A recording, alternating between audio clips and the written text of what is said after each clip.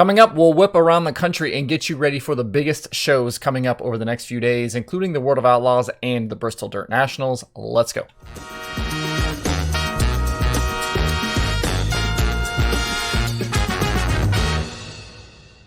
Today is Friday, March 25th, 2022. Welcome into Dirt Tracker Daily. I'm Justin Fiedler.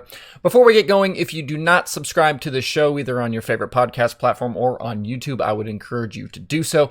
Something like 70% of my views come from people who aren't subscribed to my show. I find that a little interesting. But if you don't subscribe, make sure to hit that subscribe button so you don't miss any future episodes. The spring West Coast swing for the World of Outlaws comes to a conclusion this weekend with the sprint cars set to race at Bakersfield tonight and Paris tomorrow. The trek east then begins with a Tuesday stop at Vado in New Mexico before the teams head up Lawton in Oklahoma and Devil's Bowl in Texas next weekend. With 8 race nights complete, David Grivel has a slight 10-point advantage over Brad Sweet in the standings, with Carson Macedo, Sheldon Haudenschild, and James McFadden completing the top 5.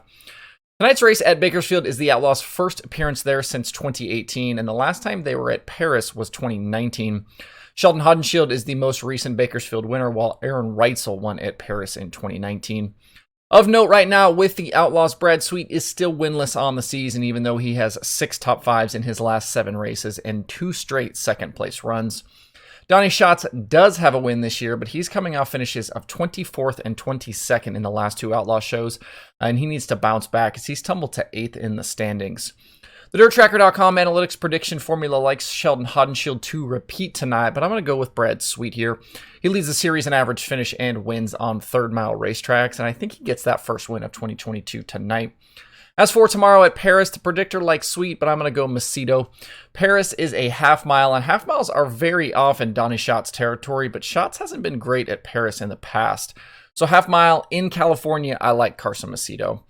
Someone else to keep an eye on this weekend is Brody Roa. The California local is known for his non-wing exploits, especially with the USAC CRA series, but he's making his Outlaw debut this weekend, and I'm curious to see how he does, especially at Paris. That's a place he has a ton of experience. Across the country in South Carolina, the World of Outlaws late models return to action after over a month off following Dirt Car Nationals at Volusia.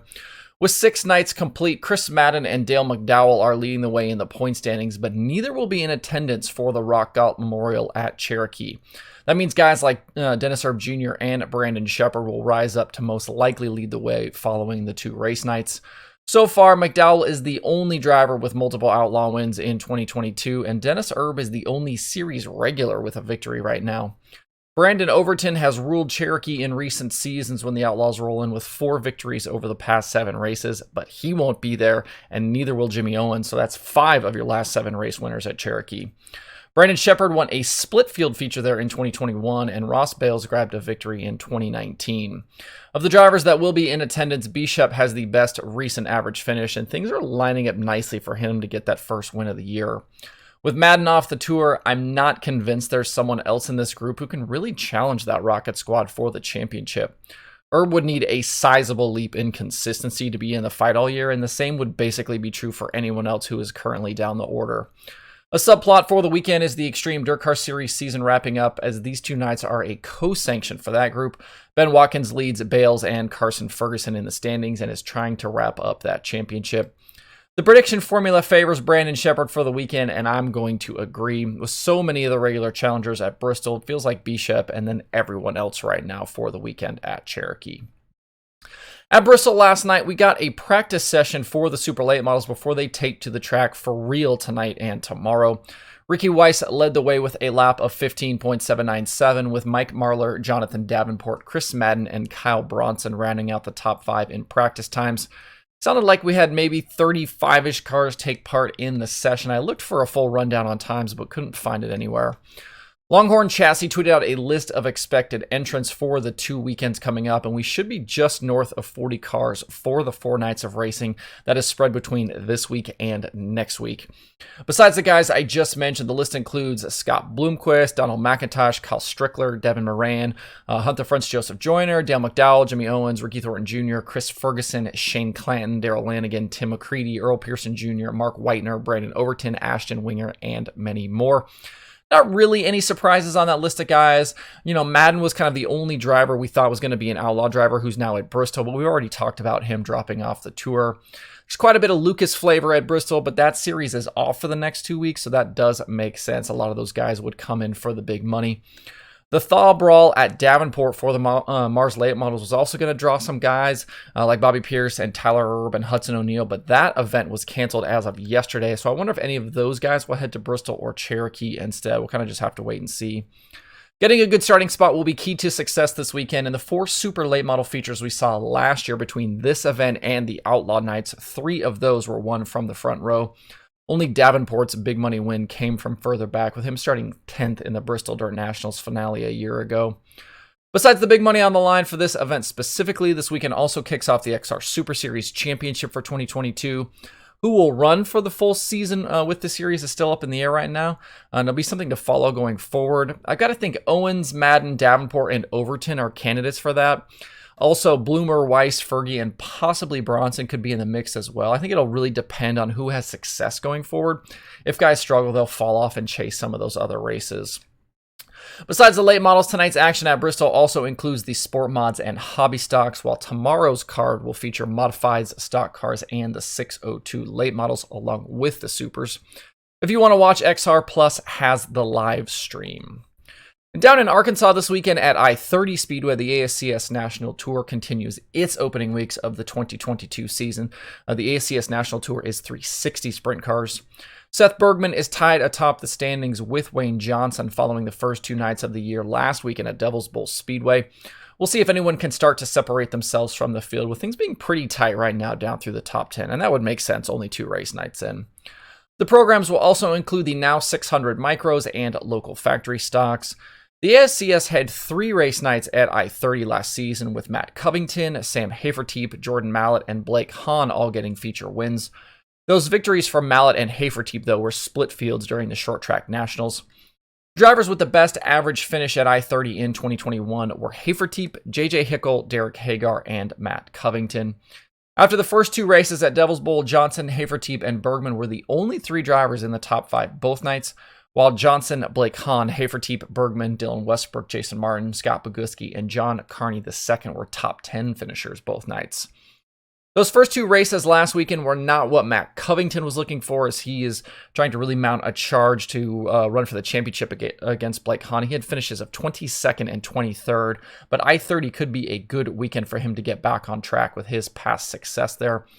If you're a Flow subscriber, you can watch both of these nights live over on that service. I definitely recommend checking these shows out. I-30 usually produces some pretty good racing. The Turnpike Challenge for the POWRi National Midgets kicked off last night at Port City Raceway, and it was Christopher Bell picking up a sweep of the night's action. Driving for Keith Coons Motorsports, he dominated the midget feature, starting from the pole and leading all 30 laps. Brian Wiedemann and Mitchell Moles stood with Bell on the podium. And then in the night's micro feature, winged micro feature, Bell did it again, this time driving in his own car. He battled very early with pole sitter Mitchell Moles before driving away at the end. Frank Flood ended up second with Moles in third. The Turnpike Challenge moves over to I-44 Riverside for tonight and tomorrow, and Bell is expected to be in attendance again. He'll definitely continue to be the favorite. If you're a MAV TV Plus subscriber, you can catch these races live on that service over the next 2 nights.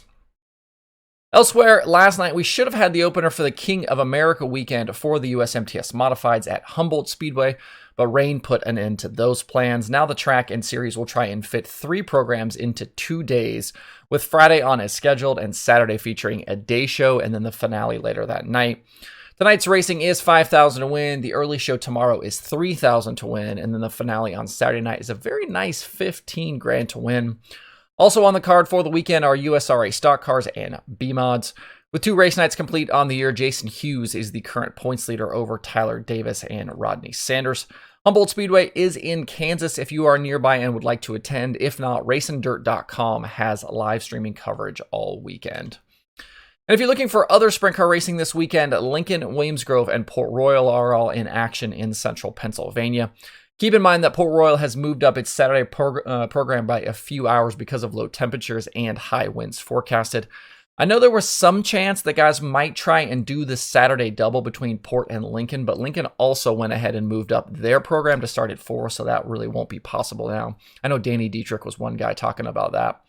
Justin Peck won the opener at the Grove last weekend, while Brent Marks was victorious at Lincoln, and Anthony Macri won at Port after that weird situation with Logan Wagner. Other weekend late model action includes the ULMS, easy for me to say, at Williams Grove and Port Royal, the I-95 series at Fayetteville, and there's a few other kind of regional and local shows scattered around the country. With Davenport lost, the focus will mostly be on Cherokee and Bristol.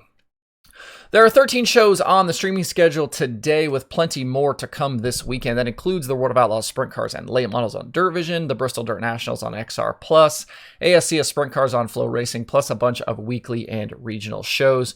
To see the full daily streaming schedule through the weekend, visit dirttracker.com/watch tonight. That's it for the show today. Have a good Friday and a good weekend. If you have thoughts about the topics on today's show, please leave them in the comments below or tweet at me. Feel free to drop in those win picks, and if you're headed out to the racetrack this weekend, let me know where you're going. Thanks, everybody, for tuning in. Have a good weekend. We'll be back on Monday for more Dirt Tracker Daily.